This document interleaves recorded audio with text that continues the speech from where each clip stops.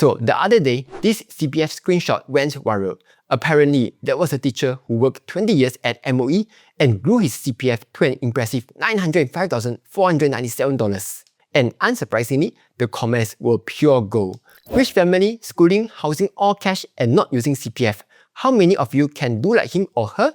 He's still living with his parents. And my personal favorites, accommodation must be staying wet with children. But assuming the numbers are real, the question is, how does someone on a teacher's salary even end up with $905,000 in CPF after only 20 years of work? Because assuming he's around 45, the median CPF balance for that age group is only about 300k to 400k. Meanwhile, the teacher is sitting on 2 to 3 times the median. Who say bo? That's why in this video, I'm going to show you exactly how this teacher hit $905,000 and how you can get there too, even if you did not come from a rich family or live with your parents or children. Let's not waste any time and let's jump right in. Okay, first things first, here's how the teacher hit 905k in his CPF. Assuming he started working in 2004 and got a degree, based on the MOE salary from 2004, he would have a starting pay of $2,585 a month. If he used CPF for housing just like everyone else and got a 5% pay raise every year, after 20 years, he would end up with just 300k at age 45. Wait, that's barely a third of 905k leh. So, how did he do it? 3 possible factors. The first one is better starting pay. Back in 2004, MOE paid honors grads up to $3,292 a month. So instead of starting at $2,585, this teacher likely started at around $3,200. This means higher salary, higher bonus, and higher CPF contributions. With that assumption, the number would jump from 300k to 430k. The second factor is he probably didn't use his CPF for housing. So maybe the allegations were true, and he was indeed staying with his parents or his kids. Or, the more likely reason, he paid the mortgage entirely with cash. Either way, his OA was never drained and every dollar that went in stayed there compounding at 2.5%. If that is true, that will take us from 430k to 659k. Last but not least, SA top-ups. Prior to 2022, the tax relief cap for CPF top-ups was 7k, and before 2008, it was 4k. Assuming he top up to the cap every year, we will go from 659k to 846k. But then, it's still not quite at 905k, isn't it? So it could also be because his salary was growing faster, the bonuses were bigger, or he was simply topping up more money to his CPF. Now, here's the part that I think most people miss. After working for 20 years, the teacher resigned and stopped contributing to his CPF. But even so, the money would keep compounding quietly in the background. Assuming he left that money alone, the teacher would hit roughly $1.19 million in CPF by 55, or without lifting a finger. With that money, he could actually max out his CPF life all the way to the enhanced retirement sum. And by the time he turns 65, CPF life would pay out around $4,600 every month for the rest of his life. With it, he could actually travel overseas every month, take taxis all the time, and go for regular Thai massages and spas. Now, if you want to start investing, you need to keep your costs low. That's why I use Interactive Brokers. With Interactive Brokers, you are paying just 35 cents per trade on the US stock market. That's one of the lowest in the industry. They also give you access to Ireland domiciled ETFs, which can save you a chunk of dividend withholding taxes. And if you are not sure what to invest in, they also have a bunch of free company research tools built right into the platform. So you can do your homework before putting your hard-earned money in. Check out my link in the description to get started. Alright, now back to the video. Now, before you be like, wow, but I'm not a teacher leh, I don't have honors and I'm using my CPF to pay for my housing. Then how? So let's run the same exercise for a normal Singaporean. Assuming you are a fresh grad earning a median fresh grad pay of $4,500 a month with the same 5% annual increment, use CPF for housing, and you top up 8k to CPF every year, you would end up at 668k at 45, which is still short of the teacher's 905k. So what can you do about it? Complain online lor? Just kidding. Here are 5 strategies that you can actually use to close that gap. The first strategy is simple. Top up $8,000 a year to your CPF special account or Medisave accounts.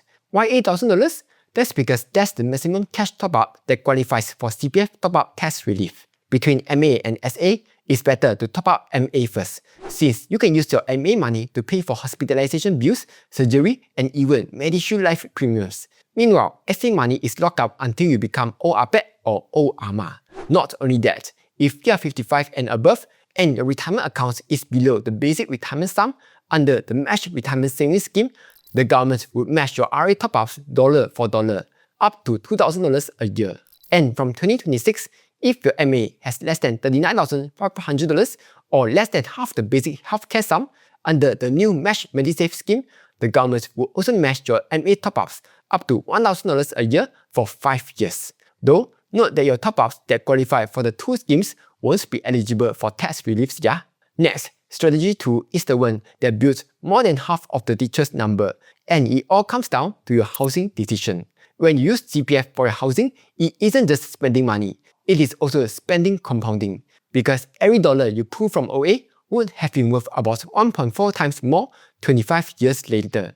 Check this out, the blue line is your CPF OA if you pay housing in cash, and the orange line is if you use CPF. The rate gap between them is the compounding you gave up. Assuming you use 70k for down payment and 1.3k for mortgage every month, over 25 years, that gap will have grown to 659k by 55. So the question isn't just, can I afford to pay the mortgage in cash? It's also, what's the opportunity cost of letting OA compound at 2.5% versus draining it every month? In one news article written by none other than CPF guru Mr. Lu, there was a couple who bought a 3-room HDB and paid the mortgage entirely in cash. Because the OA was never drained, the wife was able to actually hit the full retirement sum at 33, and by 38, both their combined CPF balance hit $1 million. Now, I know not everyone can pay their entire mortgage in cash. Heck, even I also pay via CPF, not because I can't afford to, but because I know my cash can earn higher returns when invested elsewhere. So either way, the best thing you can do is to buy within your means and make full use of the grants, because the smaller the loan, the less it will cost you overall. But what if you already use CPF for housing? That's where strategy 3 comes in, and it is called voluntary housing refund. With it, you can actually refund the amounts that you use for housing back into OA. The earlier you refund, the earlier the OA money starts compounding again. Now, of course, you should only do this if you don't have any other use for that money, because once cash goes into CPF, you can't withdraw it until you are 55. So probably the best time to do this is in your 30s or 40s, where your income has gone up and you have some spare cash lying around.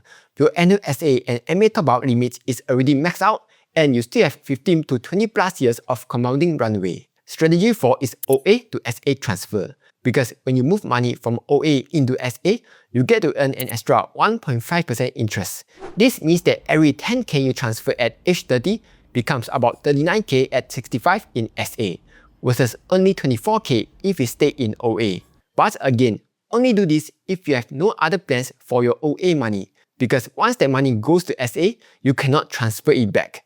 This means less money available for your housing payments, CPF investments, and even education. But perhaps instead of transferring your OA money into SA just to get the extra 1.5% returns, the better way is to invest your OA money, and that is strategy number 5. With the CPF investment scheme, you get access to approved ETFs, unit trusts, and Singapore stocks. Most CPF IS funds in Singapore have high fund level fees of 1 to 2%, which could eat away at your returns. But the two funds most investors would go for are the Amundi Prime USA Fund, which tracks the US stock markets, and the Amundi Index MSCI World Fund, which tracks 1,300 large and mid-cap companies across 23 developed markets. Both have incredibly low expense ratios of just 0.05% and 0.1% respectively. For reference, the long-run historical average for the Amundi Prime USA Fund is around 10% per year, and for Amundi MSCI World Fund is around 8%. But I know lah, past performance is not a guarantee of future results. You can access both through Poyans by Phillip Capital, which is currently the best broker for CPF IS, because unlike others, Poyans doesn't charge any platform fee to buy unit trusts. Suppose your investment is able to earn 7% a year, which isn't unreasonable for a global equity fund historically. Your 394k OA at 45 would compound to about $1.52 million by 65, versus just 646k if it just sat in your OA. That's almost 880k more. But perhaps not everyone is comfortable putting their OA money into investments. Because what if the market chip boom, then how? Thankfully, that is changing soon because the government announced that the new CPF Life Cycle Investment Scheme will finally be coming in 2028. Basically, how it works is that when you are younger, the portfolio will put you more heavily into equities to maximize growth. Then, as you get closer to retirement, it automatically shifts the allocation more towards bonds. So, by the time you actually need the money, you are not exposed to a sudden market crash that could wipe out years of gains right before you retire. What this means is that investing in your CPF is going to be way more accessible and easier than ever, even if you have never invested a single dollar in your life. So, coming back to the teacher, yes, he's in an incredibly privileged position, but you don't have to envy him either, because while having 905k in CPF in just 20 years is impressive, it's not the only definition of winning. Everyone is on a different path, different income, different housing, and different commitments. The real goal here isn't to retire with the most money, because that one probably Elon Musk would win. Instead, it is simply to retire with enough money to last you through retirement. The teacher didn't start at 905k, he started at 0, just like everyone else. So, the earlier you start growing your CPF, the more powerful the compounding becomes. Anyway, that's all for this video. Hope you found it useful. Like, share and subscribe as I'll be posting new videos every week.